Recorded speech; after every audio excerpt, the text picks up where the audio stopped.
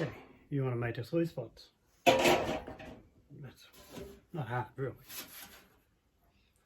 That's all it is, just somewhere to put your mat. You want the mat to be the right size. So if you don't make your own, buy your mat first, then get your measurements off of that. Alright, in a minute I'll show you how I bent this up, which is so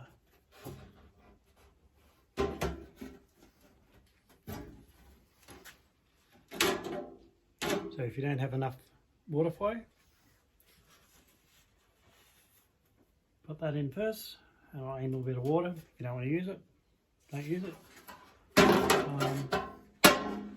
Probably cut those pieces off and it'll fit back in there nicely. That's normally what I do. Pretty easy to make.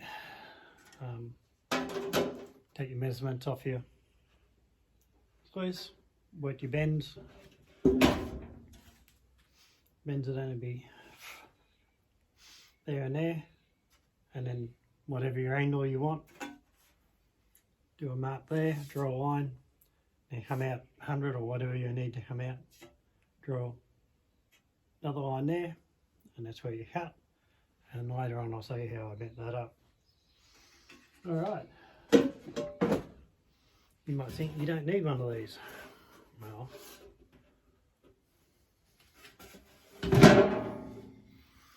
if you got a high banker,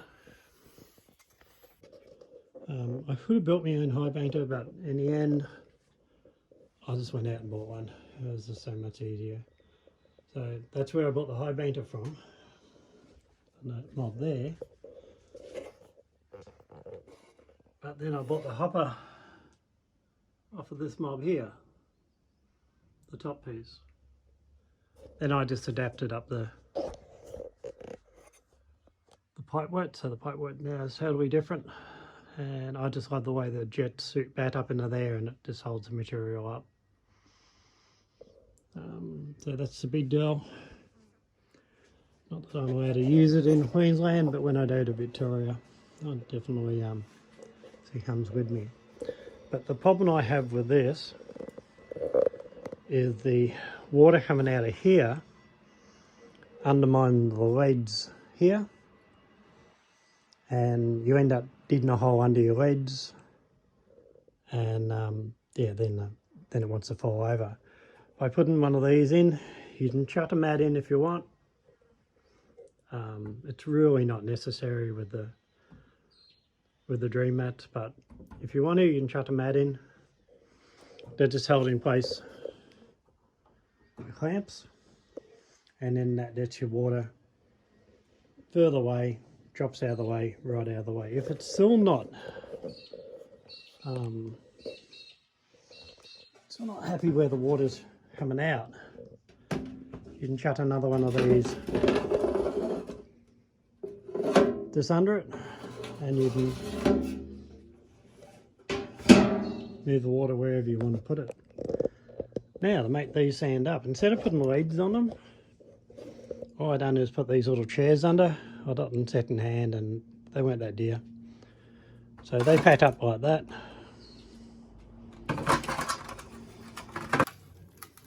They just pack up like that. Go together like that. And then I just did a hole under them until I get the right height. If you can't find something like that, maybe something like this.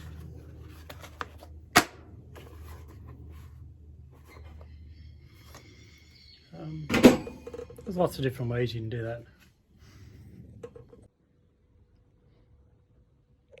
Alright, I'll just show you how I bent this up.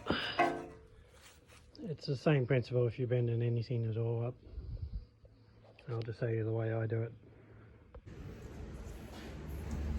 Okay, somebody asked me how I fold up my own bend for me sluices.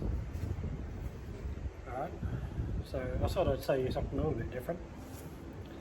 Now, really easy if you don't want to these. Of course you don't.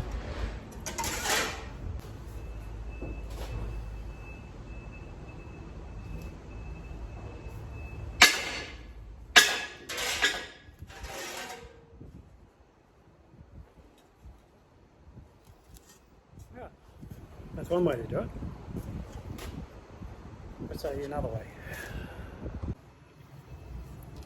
Okay, what I've done, centre line, distance, half a distance either side, worked out the height that I wanted, and then cut the angle to suit. There's a few different ways, alright, so we'll bend that up. Okay, so you need a really strong table, or just something really solid. Bit of timber across. Line up your marks for the edges, and then we just set the hammer out.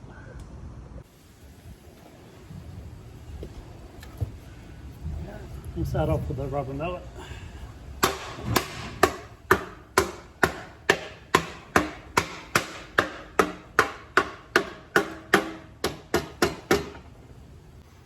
Okay, just looking at me, that wasn't really working very well for me.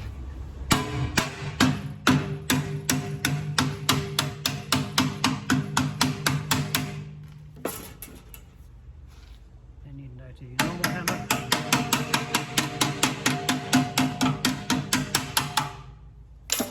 Get that all up.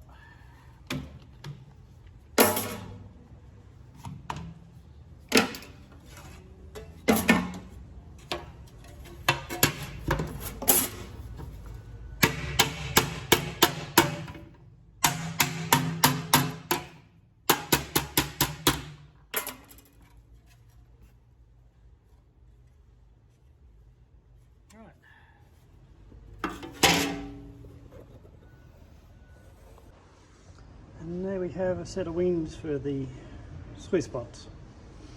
So that funnels the water, just a little bit more water into your sluice pots.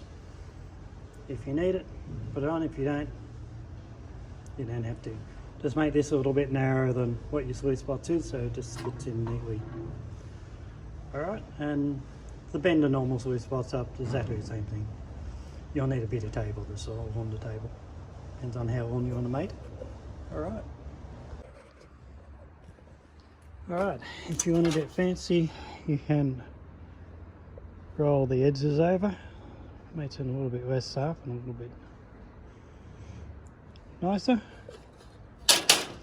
But before you go ahead and do all this, go down to your hardware store or aluminium supplier and just see what they've got, and maybe something ready-made size, and save you a lot of effort. You can always trim your mats down to fit.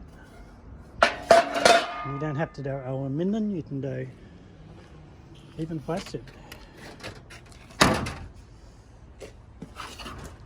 Heavy duty plastic like that. Well, depends on how wide you want to do. And if you want,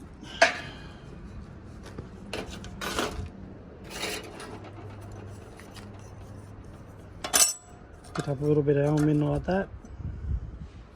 Put a series of those all the way down. Sorting up the little edges.